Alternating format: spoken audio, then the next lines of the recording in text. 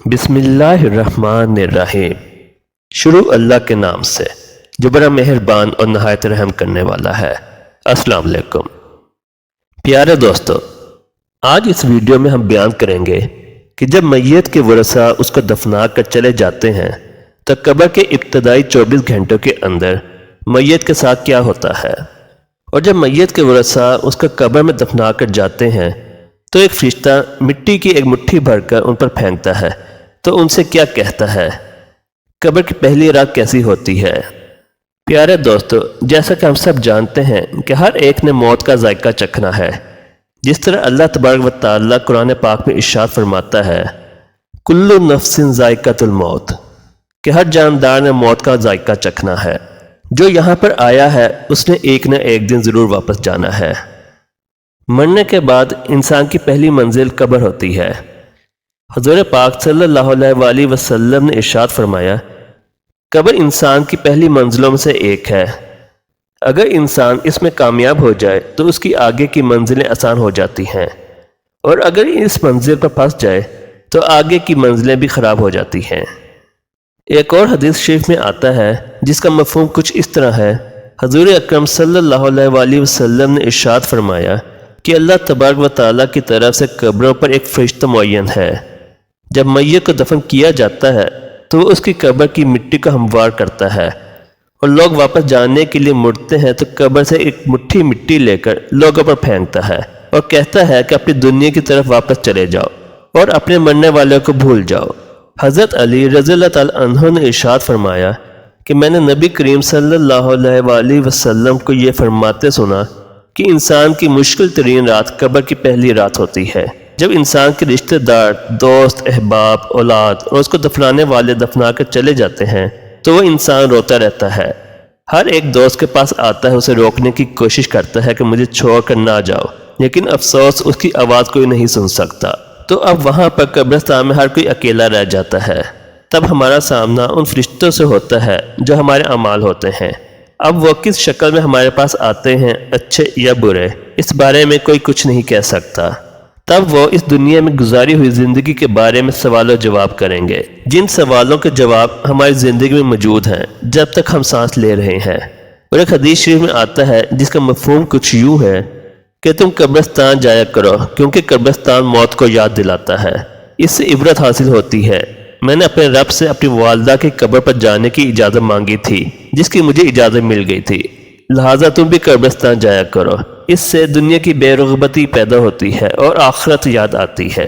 حضرت سیدنا سعید بن مسیب رضی اللہ تعالیٰ عنہ ارشاد فرماتے ہیں کہ ہم ایک مرتبہ مولا کائنات شیر خدا حضرت علی رضی اللہ تعالیٰ عنہ کے ہمراہ مدینہ منورہ کے قبرستان گئے۔ حضرت علی رضی اللہ تعالیٰ عنہ نے قبر والوں کو سلام کیا اور فرمایا اے قبر والوں، تم اپنی خبر بتاؤ گی یا ہم تمہیں بتائیں؟ حضرت سعید بن مسیب رضی اللہ تعالیٰ عنہ فرماتے ہیں کہ ہم نے ایک قبر سے وعلیکم السلام ورحمۃ اللہ وبرکاتہ کی آواز سنی، اور کوئی کہنے والا کہہ رہا تھا اے امیر المومنین، آپ ہی خبر دیجئے کہ ہمارے مرنے کے بعد دنیا میں کیا ہوا۔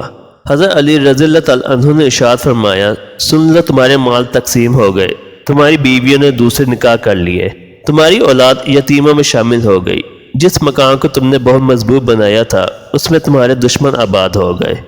حضرت علی رضی اللہ تعالیٰ عنہ نے ارشاد فرمایا اب تم اپنا حال سناؤ۔ یہ سن کر ایک قبر میں سے آواز آنے لگی اے امیر المؤمنین، ہمارے کفن پھٹ کر تار تار ہو گئے، ہمارے بال جھڑ کر منتشر ہو گئے، ہماری کھال ٹکڑے ٹکڑے ہو گئی، ہماری آنکھیں بہہ کر رخساروں پر آ گئی، اور ہم نے جو نیک اعمال کیے تھے ان کو پایا، جو ہم نے پیچھے چھوڑا تھا اس کا ہمیں نقصان ہوا۔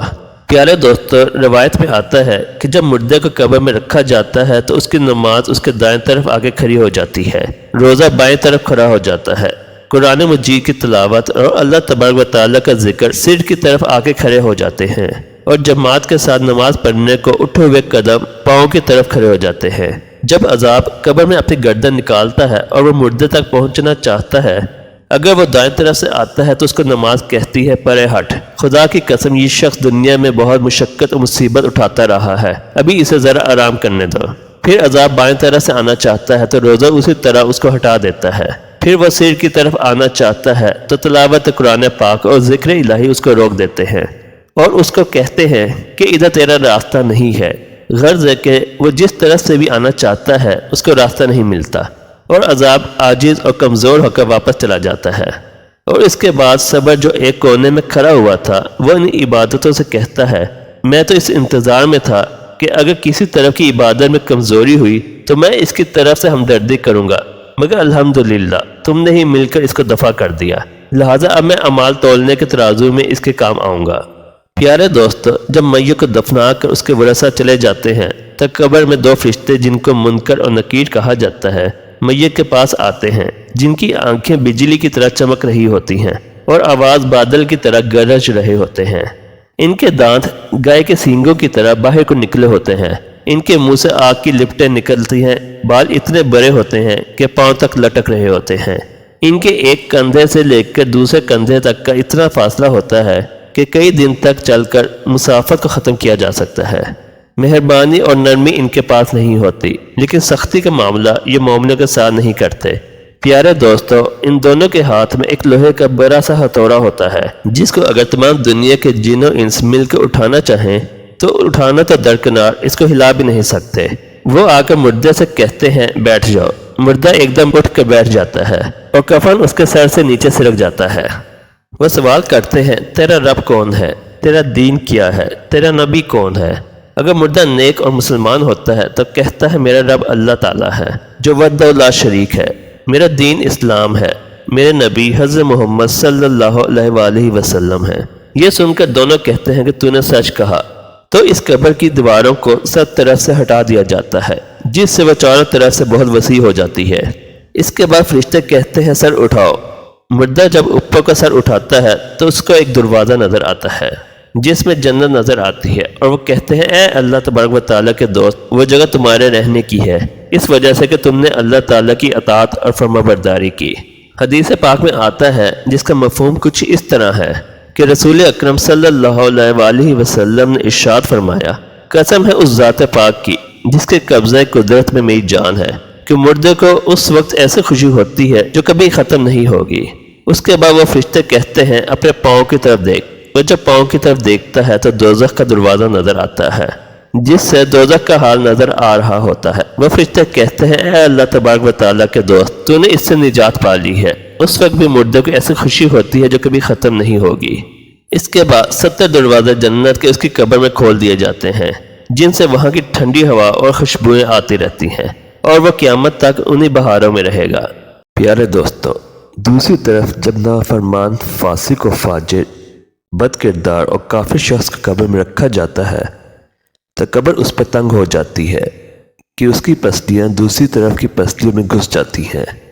اس پر کالے سانپ مسلط کر دیے جاتے ہیں جو اس کی ناک اور پاؤں سے کاٹنا شروع کرتے ہیں، یہاں تک کہ درمیان میں دونوں طرف کے سانپ آ کر مل جاتے ہیں۔ پھر اس کے پاس دو فرشتے جن کا نام منکر اور نکیر ہوتا ہے قبر میں آتے ہیں۔ وہ آ کر پوچھتے ہیں تیرا رب کون ہے، تیرا دین کیا ہے، تیرا نبی کون ہے؟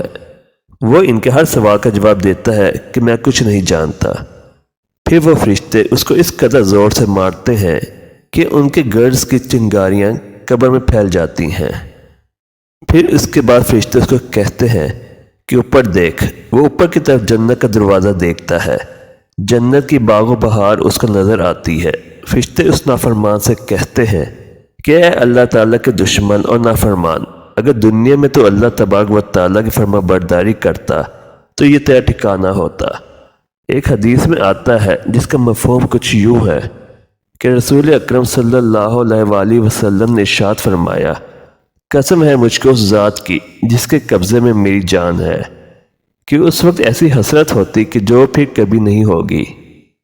پھر دوزخ کا دروازہ کھولا جاتا ہے اور فرشتے کہتے ہیں اے اللہ تعالیٰ کے دشمن، یہ تیرا ٹھکانہ ہے اس لیے کہ تو نے اللہ تبارک و تعالیٰ کی نافرمانی کی۔